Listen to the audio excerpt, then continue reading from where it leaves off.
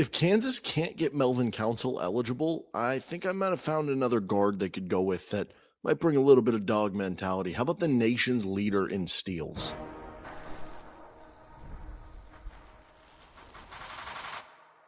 You are Locked On Jayhawks, your daily podcast on the Kansas Jayhawks. Part of the Locked On Podcast Network, your team every day.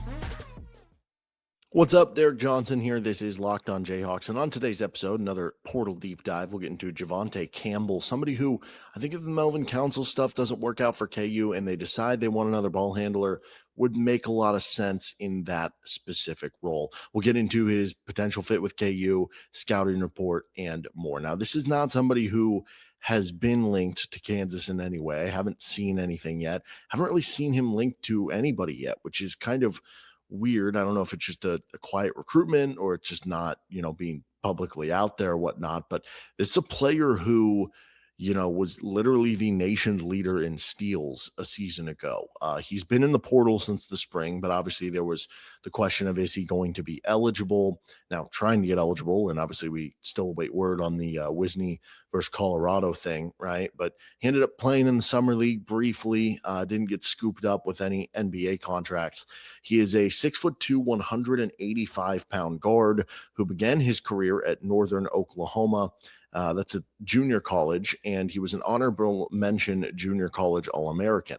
Goes to Bowling Green, where he's been for the last 2 seasons. And over the course of those 2 seasons was one of the more decorated players in the Mid-America Athletic Conference. He was a 5-time MAC Player of the Week. He was a 2025 MAC third-team selection. He was a 2026 MAC first-team selection. He was a 2-time All-MAC defensive team pick, and then he was the 2026 MAC Defensive Player of the Year. So very well-decorated player. And in his most recent season, these are fun stats: 18.7 points, 5.1 assists, and 4.5 rebounds per game. And the steals per game numbers, as you would imagine, being the country's leader there, a bonkers 3 steals per game. You could take the top 2 players on KU last year in steals per game, and it would still be lower than what Campbell averaged by himself. And he did so while shooting 50% from the floor, 32% from 3, and 76% at the foul line. So you look at those stats and you're like, man, everybody should be all over this guy, right? And so, obviously in a situation where Kansas, where they fill their final 2 spots with, just bring back Trey White and Melvin Council, if they can make that work, you don't have the need for a player like this. But if the Council thing doesn't work out in the courts for KU, you're describing a player who would be a defensive guard who could come in and fill that role, right? Now, it is a small sample of games versus better opponents for him. That would be a big question, the jump in competition. But in 4 KenPom top 100 games that he's played, he did actually shoot slightly better from 2, and he was a strong 5 of 12 from 3-point range. Metrically speaking, you're talking 88th percentile in RAPM, 97th percentile in win shares per 40, 98th percentile in PER, and 99th percentile in wins above replacement players. If you include all players, committed, uncommitted, newly added, Campbell is rated as a top 100 player in the portal for Evan Miyakawa this offseason, right? And then you look at the on-off numbers. He was super impressive too, as you would imagine. Bowling Green was over 14 points better per 100 possessions when he was on the floor this past season. So again, the way I view it is this: if Council can't get clear and you decide, hey, we're going to use that scholarship on another ball handler as opposed to maybe a center or something, I think Campbell would make a lot of sense. So let's get to the scouting report next and then the potential fit with KU. This is Locked On Jayhawks. Our episode of the show today is brought to you by Game Time. There are more live events than ever worth seeing right now, right? Games, concerts, comedy shows, festivals. The hard part usually isn't deciding what you want to attend. It's actually getting the tickets. Between long wait times, confusing checkout processes, surprise fees, that's the worst. Buying tickets can sometimes feel harder than it should. That's why so many fans are turning to Game Time. It's the app built to make buying tickets simple, with upfront pricing, seat views before you buy them, and exclusive savings opportunities that help you get to the events you want without the hassle. You can get tickets to any of the KU football games over at Game Time, including that Long Island game. I'm looking at tickets right here, section 219, row 17 for $32 over on Game Time. Here's even in the corner of the end zone, row 2, section 134 for $67. That's a great deal against Long Island, right? So take the guesswork out of buying tickets to every type of event with Game Time. Download the Game Time app, create an account, and use code LOCKED ON for $20 off your first purchase. Terms apply. Again, create an account, redeem code LOCKED ON, LOCKEDON for $20 off. Download the Game Time app today. Thanks, Jeff, for joining us here on Locked On Jayhawks. We continue on with our Javontae Campbell deep dive. Let's start with the strengths for his scouting report. I mean, the defense and the chaos creation is the big one, right? Like, he was the MAC Defensive Player of the Year, 2-time all defensive pick, like obviously a very good defender. And it's also not just the ability to be a good defender, but he's also converting those stops into steals, which are therefore going to lead to runouts. And transition scoring is easier than half court scoring, right? Especially usually with a team like Kansas, they're going to have some guys who are very good in transition, and that's typically a staple of a Bill Self team, right? So the defense is kind of the biggest calling card here, right? He's also a good passer. The turnovers are a tad higher than you'd want, but he's still 95th percentile in assist rate. So you get good passing from him. He also is a bowling ball at getting to the rim, right? So he is above average when you look at field goal percentage on layups. But the real skill he has is getting to the free throw line, 96th percentile in free throw attempts per 40 minutes. Now, there have been some studies done that's one of those numbers that doesn't always translate over to a higher level of basketball. But if you're going from 96th percentile and it gets worse, instead of being elite at it, against better competition, to just become above average to good at it. Like that could still be good enough with some of the other skills here, right? He also is an above average rebounder from the guard position, both ends of the floor. So making at least contributions there, right? Some of the weaknesses, though, the lack of shooting is the big one here. Not that 32% is fine. It's just he's not taken very many. You're talking 14th percentile in 3-point attempts per 40 minutes. He's on, low 30s to high 20s in terms of 3-point percentage.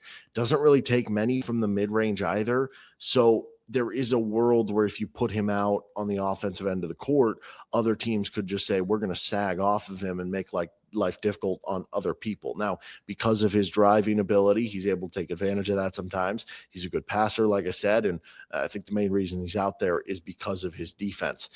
If you're in a situation where you can almost hide him as your 5th player on offense, I think it could be really helpful for your team with what he adds to the table. But if not, you're going to need a improvement from the 3-point shooting, right?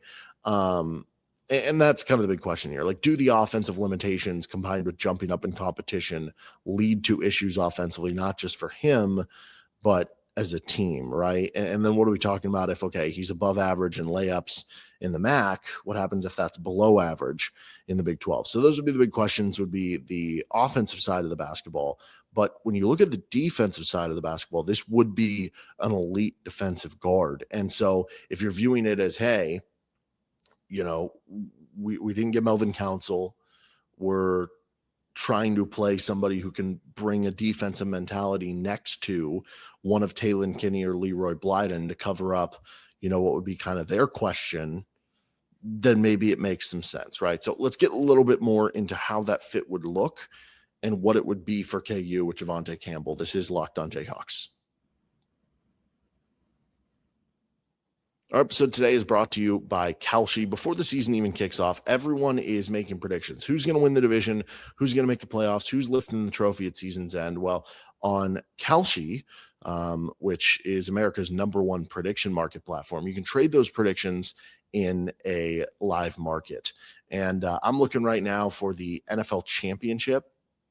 Do you think that, are you buying the Cyrus Allen hype, right? Are you buying some of the things about the Chiefs in the offseason?